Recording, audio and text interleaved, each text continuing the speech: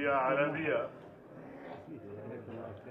के सलमान बिन अब्दुल अजीज के वलीअहद हैं।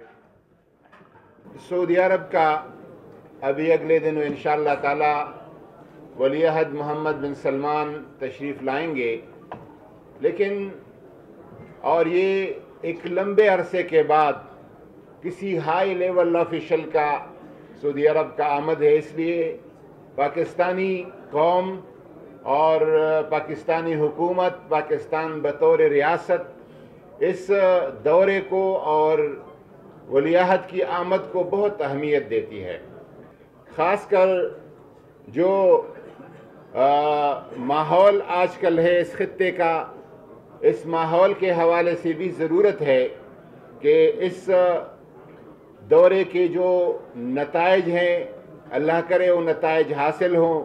सऊदी अरब से अच्छे ताल्लुकात और सऊदी अरब से मोहब्बत के जो बुनियाद है वो यकीनन हमारे तमाम आवाम और तमाम सियासी जमातें, तमाम दीनी जमातें, तमाम मसलकों के लोग और हमारे अफवाज पाकिस्तान सब के अल्हम्दुलिल्लाह सऊदी अरब से एक मोहब्बत है।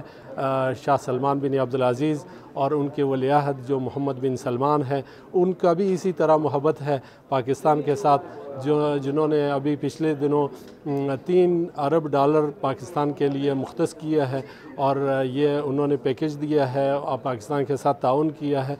पाकिस्तान की खारजा पॉलिसी हमेशा ऐसी रही है कि ईरान और सऊदी अरब के दरमियान कोशिश की है तफाहुम की, ताउन की, एक दूसरे को करीब लाने की। इस वक्त भी ज़ेर ज़मीन जो पाकिस्तान की सरगर्मियाँ हैं और पाकिस्तान की कोशिश है वो यही है कि दोनों मुल्कों के दरमियान अपने आप को एक मुतवाज़न सालिस के तौर पे रखें और हमेशा ये कोशिश की है।